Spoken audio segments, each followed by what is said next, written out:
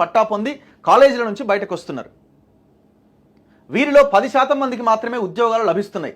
మిగిలిన వారికి ఉద్యోగాలు, ఉపాధి అవకాశాలతో పాటు వారే సొంతంగా అంకుర సంస్థలు అంటే స్టార్టప్స్ అన్నమాట. అంకుర సంస్థలు స్థాపించేందుకు అవసరమైన నైపుణ్యాలు నేర్పించడమే యంగ్ ఇండియా నైపుణ్యాభివృద్ధి విశ్వవిద్యాలయం లక్ష్యం. తొలుత 2000 మందితో ప్రారంభించి 1,00,000 మంది వరకు శిక్షణ ఇప్పించబోతున్నాం. బహుళజాతి సంస్థలు, ఐటీ కంపెనీలు, కార్పొరేట్ కార్యాలయాలు తమ అవసరాల మేరకు ఇక్కడ శిక్షణ ఇప్పిస్తాయి. ఆ తర్వాత వారికి ఉద్యోగ అవకాశాలు కల్పిస్తాయి. భూములు కోల్పోయిన రైతులకు కమ్యూనిటీ సెంటర్ ఏర్పాటు చేస్తాం, వాళ్ళకి ఇబ్బంది లేకుండా చూస్తామని చెప్తున్నారు. నా పాయింట్ ఏంటంటే చాలా విచిత్రం అనిపిస్తుంటుంది ప్రభుత్వం తీసుకునే నిర్ణయాలు, ఆలోచనలు. నిన్ననే ప్రొఫెసర్ కాసిం గారితో ఇంటర్వ్యూ చేసిన, ఇంకా ప్లే అవ్వలేదు అది. ఆయన చెప్తున్న మాటని మళ్ళీ ఒక్కసారి నేను చెప్పే ప్రయత్నం చేస్తా. ఎంత విచిత్రంగా ఉంటే వీళ్ళ నిర్ణయాలంటే, ఇప్పుడు దగ్గర 60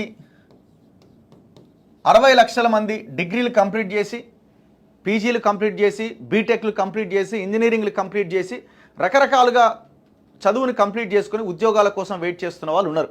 ఇప్పుడు టీఎస్పీఎస్సీ వెబ్సైట్లోనే అప్లై చేసుకున్న వాళ్ళు దాదాపు 25-30 లక్షల మంది ఉన్నారు.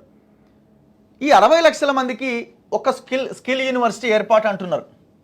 సరే, ఈ స్కిల్ యూనివర్సిటీ ఏర్పాటు 2000 నుంచి 1,00,000 మంది దాకా పెంచుతాం, ఈ లెక్కలు చెప్తున్నారు. నా పాయింట్ ఏంటంటే, ఈ స్కిల్ యూనివర్సిటీ అవసరం ఎందుకు ఏర్పడ్డది తెలంగాణ రాష్ట్రంలో? ఎందుకు ఏర్పడ్డది? పాఠశాల విద్య నుంచి ఉన్నత విద్య వరకు విద్యార్థులు చదువుకొని బయటకు వస్తున్నారు తప్ప థియరిటికల్ నాలెడ్జ్ వస్తున్నది కనీసం స్టాటిస్టిక్స్ చెప్తున్నాయి, లెక్కలు చెప్తున్నాయి. 100లో 10 మంది మాత్రమే చదవగలిగి రాయగలిగిన 10th క్లాస్ నుంచి స్టూడెంట్స్ బయటకు వస్తున్నారు అని. 100లో 10-15% మాత్రమే. ఇవి లెక్కలు చెప్తున్నమాట. ఇప్పుడు ఏమంటారు మీరు? స్కిల్ యూనివర్సిటీ ఏర్పాటు చేస్తాం, ఇన్ని కోట్లు ఖర్చు పెడతాం, అన్ని కోట్లు ఖర్చు పెడతామని శిలాఫలకం వేసారు కదా. మీరు ఒక్కసారి ఆత్మ పరిశీలన చేసుకోవాలి ప్రభుత్వాలు.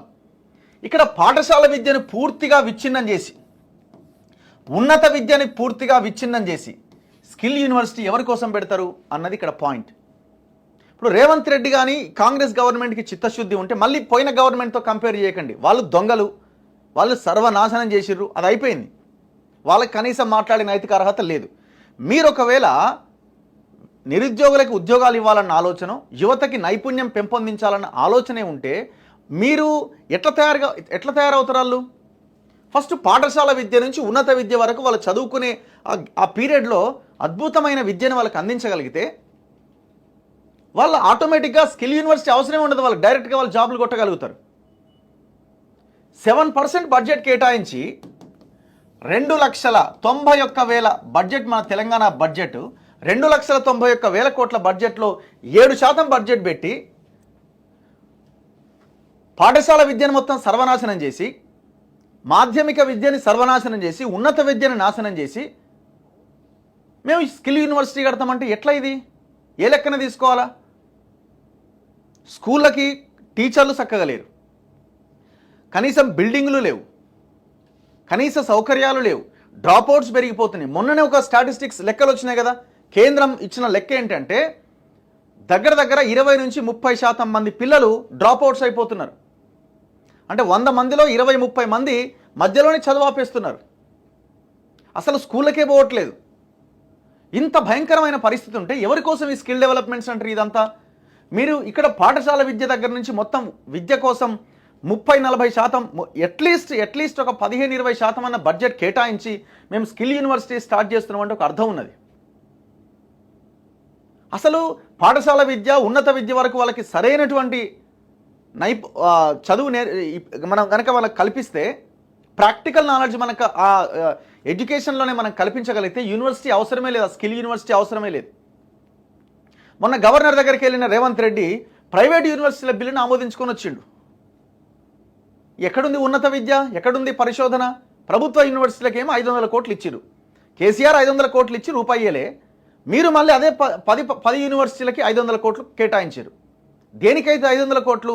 500 కోట్లలో 350 కోట్లు మొత్తం జీతాలకే పోతున్నాయి. ఇక మీరు మిగిలిన 100-150 కోట్లతో ఏం చేయగలుగుతారు యూనివర్సిటీలని? పిల్లలకి ఉండడానికి ఇది లేదు, మెస్సు సరిగా లేదు, భోజనం సరిగా లేదు. మరి వాళ్ళ దగ్గర నుంచే డబ్బులు వసూలు చేసి సెల్ఫ్ ఫైనాన్స్ కోర్సులతోని వాళ్ళ దగ్గర నుంచే డబ్బులు వసూలు చేస్తారు.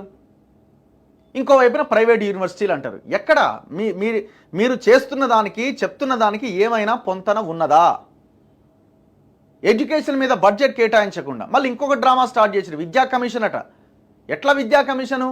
విద్యాశాఖ ఉంటాడు, విద్యాశాఖకు మంత్రి ఉంటాడు, మళ్ళీ విద్యా కమిషన్ దేనికోసం? ఏం చేస్తుంది విద్యా కమిషను?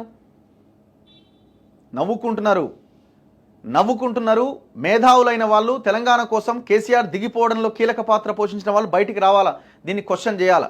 ఇలా ఆహా ఓహో అని ఏం సప్పట్లు కొట్టాల్సిన అవసరం లేదు. స్కిల్ యూనివర్సిటీ అంటే 7% బడ్జెట్ కేటాయించి విద్యను మొత్తం నాశనం చేసి మేము స్కిల్ యూనివర్సిటీ పెడుతున్నామంటే దీంట్లో అర్థం లేదు. బేగరి కంచెలో భూముల రేట్లు పెంచుకోవడానికి ఉపయోగపడుతుంది తప్ప ఉపయోగం లేదు. మిమ్మల్ని ఎవరు అది కట్టొద్దు అంటారు, అది మంచి పని కావచ్చు.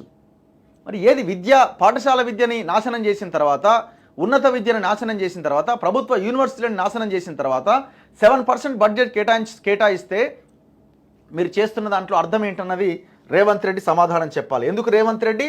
ఆయన ముఖ్యమంత్రి కాబట్టి సమాధానం చెప్పాలి. ఆ ప్లేస్లో ఎవరున్నా వాళ్ళని అడుగుతాం. నెక్స్ట్ మిగతా వార్తల్లో